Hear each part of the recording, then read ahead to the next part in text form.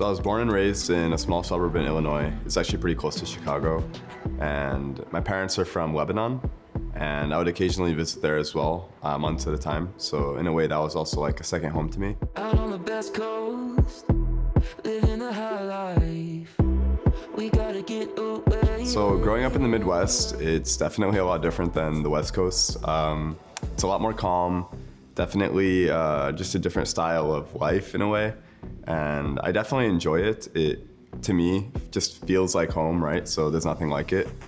So growing up as a kid, I actually would visit Chicago all the time with my family. We would get food there, explore the city, go to museums, and just, it was definitely a really nice experience every single time I went. And on top of that, I went to school in like the heart of Chicago downtown for 2 years for university. So I got really accustomed to the city and a lot of its activities and how to use the transport there and its metro systems and all of that. So definitely excited to go back and kind of revisit that area with a different perspective of life now and kind of see and just feel that same level of happiness I did when I would go there all the time. Let's go someplace we can lay low. Throw your cares in the ocean breeze. Come away with me in this summer dream. I was a really competitive kid growing up with just mainly some of my friends and my cousin. I actually had a cousin who's my age that I grew up with, so he was also like a brother to me. And we would compete in all kinds of things all the time, like school or just like, even just like racing each other or like playing sports together. And yeah, that made me definitely have that competitive side of me growing up. I was introduced to League by my older brother when I was 12 years old. I actually did not want to play the game. I really avoided it for quite a while, but there was one time that I think he was playing with a group of himself and 3 friends and they needed one more for a 5th. So he kind of forced me to play, and I just, from that point on, I never stopped playing.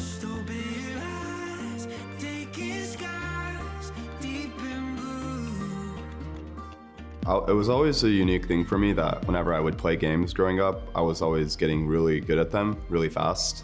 And I'd play games oftentimes with my siblings, and then within a month of playing with them, it was just like I was just the best at the game, or I knew how to beat the game, or, you know, progress the game as fast or as best as possible. And it was no different with League. So by the time I was 13, I hit Challenger.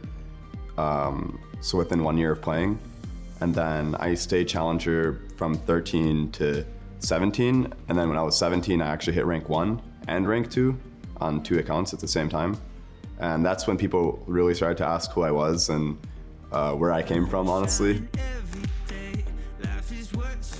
It wasn't really franchising at the time in League, so contracts were a lot different and the scene was just a lot smaller still. So I declined to accept coming out here at that age because on the flip side, I had full ride scholarships to school.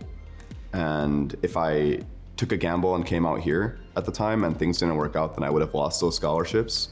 So I went to university instead for 2 years. I was kind of close to already jumping into a career in a way by entering medical school really early.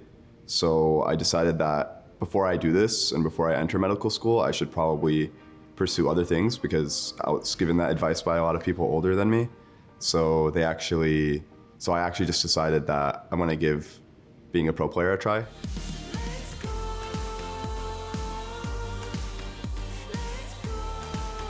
Well, when I left school, immediately my feeling was, okay, I have to succeed in this, right?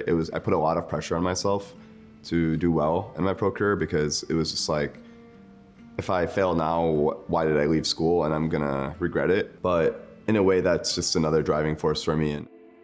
You should know all about me. So there was a lot of lessons I learned from going to school in Chicago and just going through the grind of really long hours at university and just taking really big credit hour semesters. For matches, it's as if I am studying for a test sometimes. I'm playing certain matchups and certain champions and making sure I'm detailing certain things in my head that I can't mess up on stage. So for me, going to Chicago and seeing the stage is going to be a huge motivator, in my opinion, because I'm going to be able to look there and go, yeah, that should be me. That will be me one day. And I'm gonna get even more excited and long for it even more. So there's definitely gonna be those feelings of like, oh man, I wish I could be there, and envy, but I'm just gonna use that feeling to really drive me to get there. So dramatic, it's on my lips. For me to keep pushing forward in my career, it's always going to be focusing on reaching the best level of play I can and having the best influence on my team and the culture and just overall team play that I can as a top laner.